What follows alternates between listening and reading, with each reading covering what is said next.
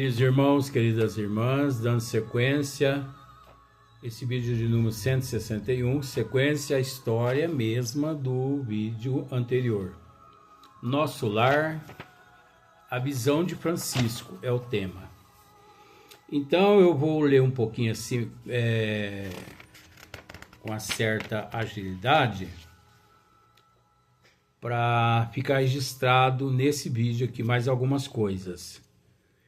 Então, olha só, o pobrezinho era excessivamente apegado ao corpo físico e veio para a esfera espiritual após um desastre oriundo de pura imprudência. Esteve durante muitos dias ao lado dos despojos, em pleno sepulcro, sem se conformar com situação diversa. Queria firmemente levantar o corpo hirto. Ele queria levantar o corpo, que já se encontrava ali em decomposição. Sequência. Tal o império da ilusão em que vivera, olha só. Tal o império da ilusão em que vivera, e nesse triste esforço, gastou muito tempo. Amedrontava-se com a ideia de enfrentar o desconhecido e não conseguia acumular nem mesmo alguns átomos de desapego às sensações físicas. Não valeram socorros das esferas mais altas, porque fechava a zona mental a todo pensamento relativo à vida eterna. Por fim, os vermes do corpo físico ali, né, fizeram-lhe experimentar tamanhos padecimentos que o pobre se afastou do túmulo. Tomado de horror, começou então a peregrinar nas zonas inferiores do umbral. Olha só para você ver que coisa mais triste. Então ele fechou a mente ao chamado para o despertar dos amigos espirituais. Então ele fechou a mente e preso aquele sentimento, né, como se fosse aquele pesadelo, obviamente, lhe faltando forças, ele começou a sentir que os vermes corroía, como se quisessem consumir o teu eu todo, já que eles estavam consumindo o corpo físico. A impressão que ele tinha é que os vermes iriam consumi-lo também. Então o que ele fez? Saiu correndo dali, deixando aquele corpo para trás.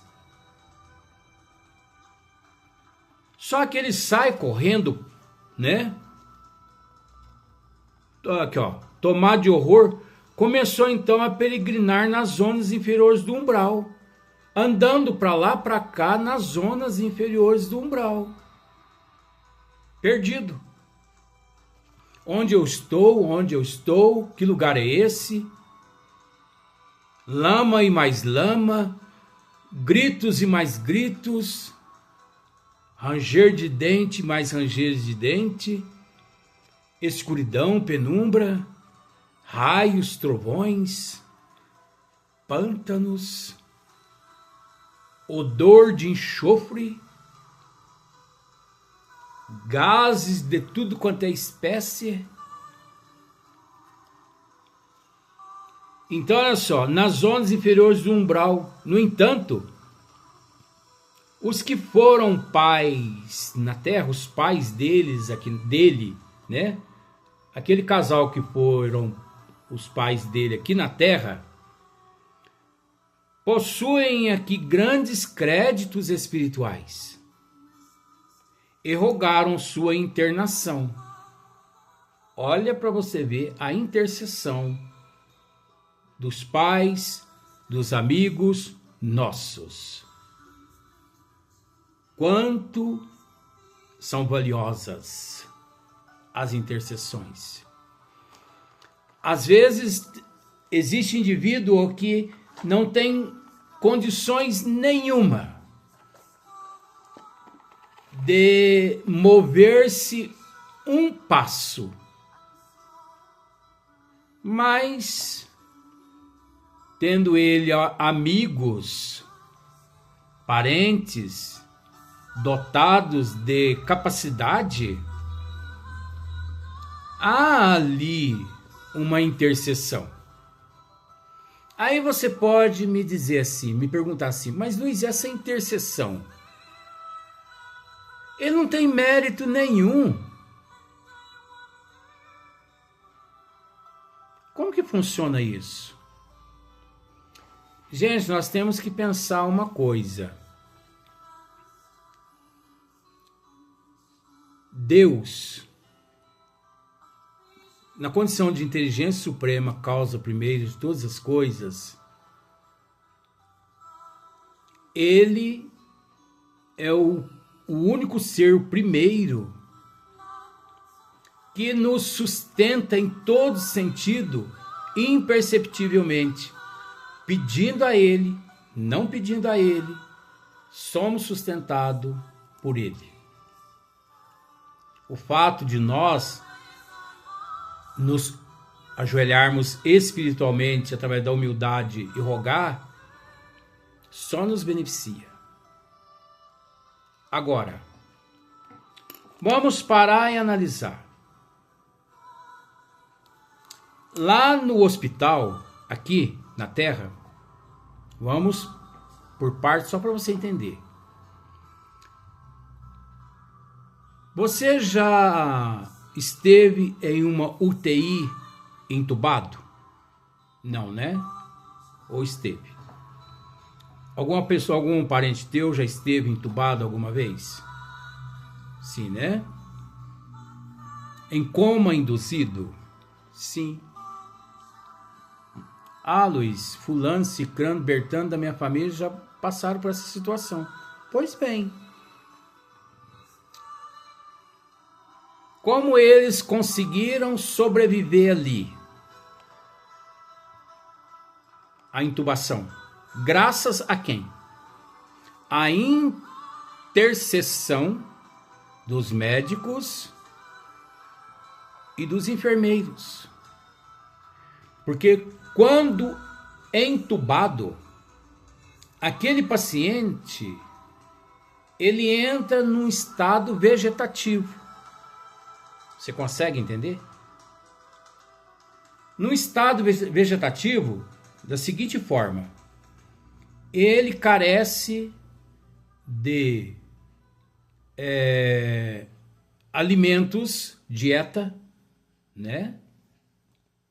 Ele carece de medicamentos, ele carece que os aparelhos estejam todos ligados, ele carece do auxílio, do amparo, da assistência dos enfermeiros para dar banho no leito, né? O banho no leito, trocar a roupa dele, limpar as fezes, limpar a urina. Você consegue raciocinar nesse sentido? O oxigênio, a ventilação artificial ali. Agora veja bem, quando o paciente chega ao ponto de necessitar de uma ventilação artificial, de uma intubação, os médicos, eles não querem nem saber se é preto, se é branco, se é rico ou se é pobre. Eles vê à frente deles um ser humano. Um ser humano que eles estudaram nas faculdades para salvar a vida dele. Eles não querem saber. Vamos pela lógica do bom senso.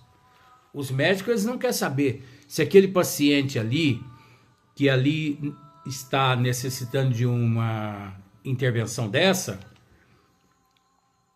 eles não querem saber se ele é pobre, se ele é rico, se ele é branco, se ele é preto. Eles não querem saber. Eles estudaram para salvar a vida dele. Por isso eles entubam. Por isso mantém os aparelhos ligados. Os enfermeiros todos ali ativos, 24 horas, monitorando aquele paciente inconsciente. É o mesmo caso no plano espiritual, a intervenção. Pois aquele espírito que vaga para lá, para cá, para lá, tendo alguns amigos do plano espiritual que têm condições de auxiliá-lo, devido vínculos que só a providência divina sabe, só eles sabem, há ali uma intervenção. Agora veja bem, vamos voltar aqui para a Terra novamente. Depois de 15, 20 dias, o paciente sai do coma induzido ou coma natural. Você consegue entender que a partir daquele momento em diante, muito mais lhe é exigido e cobrado perante a providência divina do que antes? Porque a partir daquele momento em diante, dobrou, triplicou a dívida dele perante a contabilidade divina. Então, até em forma de agradecimento, é necessário que aquele indivíduo trabalhe o dobro, o triplo, se for preciso. Porque a partir daquele momento ele encontra-se em dívida, não só com os médicos, enfermeiros, com o sistema, mas também com a própria consciência. A mesma situação acontece com esses espíritos no plano espiritual, quando amparados por intervenções de amigos, de parentes, eles são amparados, mas não isenta eles de depois, ao se recuperar, de recomeçar uma vida diferente, de transformação, de reforma. É mais ou menos nesse sentido aí que eu quero explicar para você. Entendeu? Então, quantas intercessões, quantas intervenções recebemos aqui na Terra? Quantas intercessões?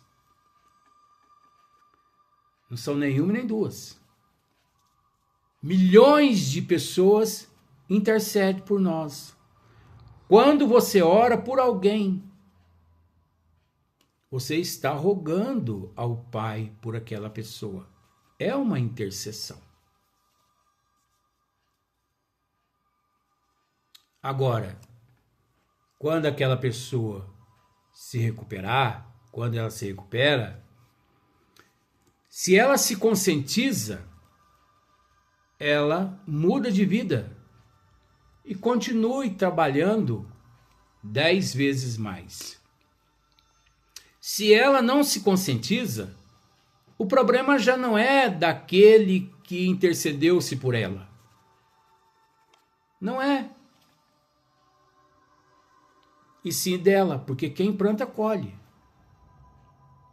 Novas oportunidades, na verdade, a intercessão, a intervenção, a intercessão significa nova oportunidade, novas oportunidades. Aquele meu amigo, aquela minha amiga. É igual aqui na Terra, os médicos. Voltando. Você está com um problema no pâncreas e no fígado, motivo, bebida. Você é internado e você quase vai lá para a terra do pé junto. E os médicos conseguem te devolver a saúde física. Só que eles te pedem olha, eles não interferem na sua vida, mas eles te pedem, olha, cuidado. Não torne noutra, porque a próxima pode ser que você não aguente. Você consegue entender?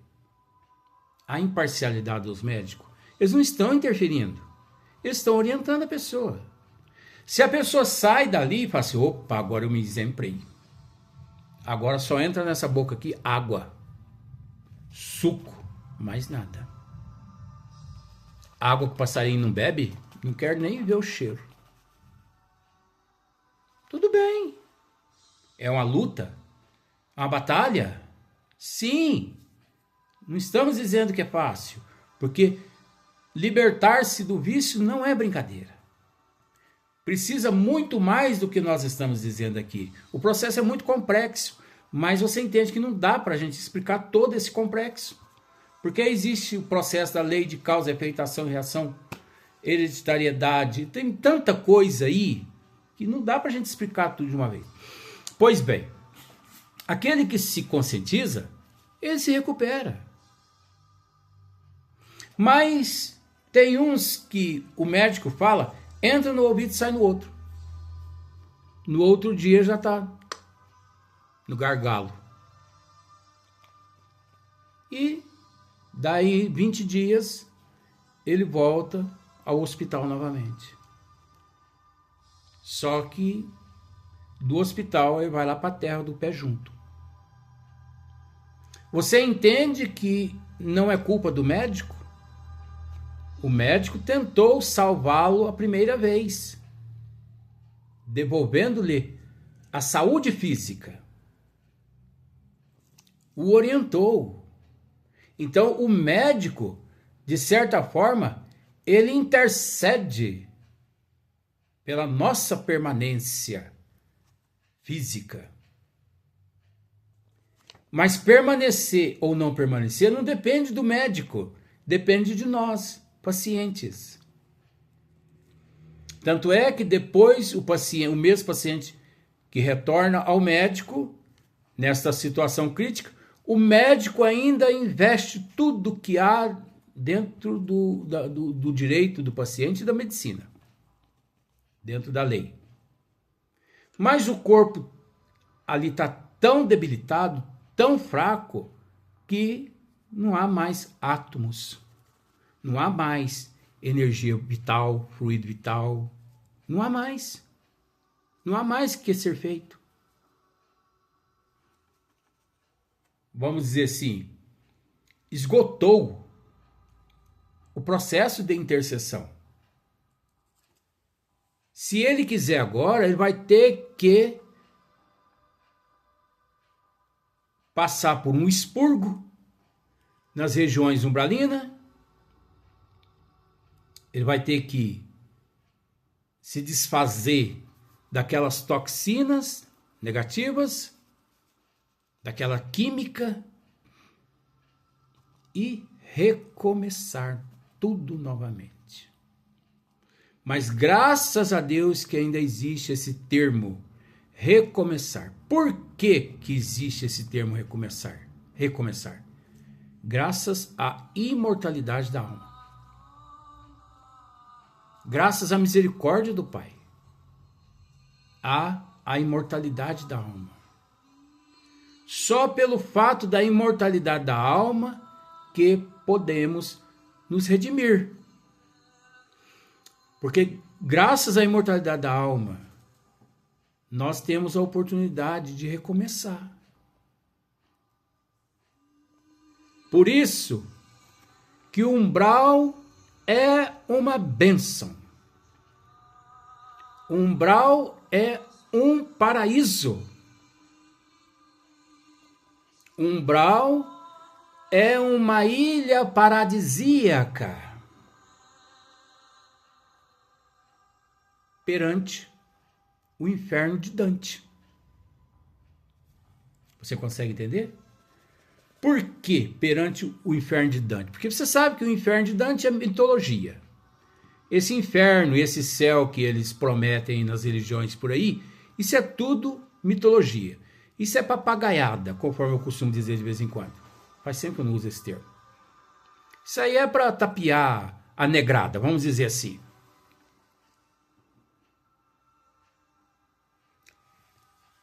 Se você segue essas religiões, de duas uma.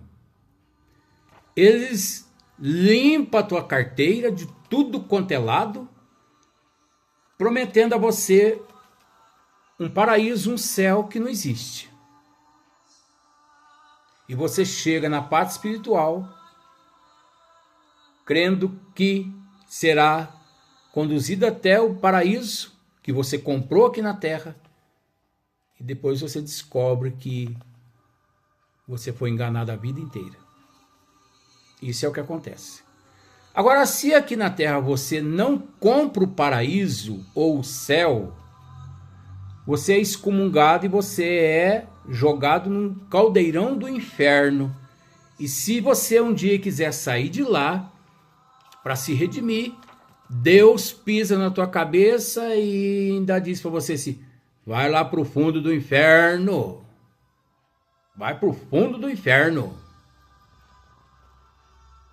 Daí você não sai mais. Você não me amou. Que Deus é isso? Isso não é Deus. Isso é um monstro. Eu uso esse termo da mitologia. Isso é o diabo. Isso é o demônio. Não é Deus. Deus é a inteligência suprema, a causa primeira de todas as coisas. Deus é amor universal. Deus é perdão das ofensas. Deus é oportunidade de redimção. Deus é imortalidade. Deus é recomeço. Não é verdade? Deus é amor. Ora, que pai é esse que o filho pede pão porque está com fome e dá uma pedra para o filho comer, mastigar, quebrar os dentes todo? Isso não é pai, isso é um monstro. Falando mal? Não. Por que nós não estamos falando mal? Porque isso é um estudo. E outra, isso aí a gente sabe que é mitologia. Mas, infelizmente, milhões de pessoas caem nesse conto de fada. Tanto é que milhões de seres estão presos a estas seitas,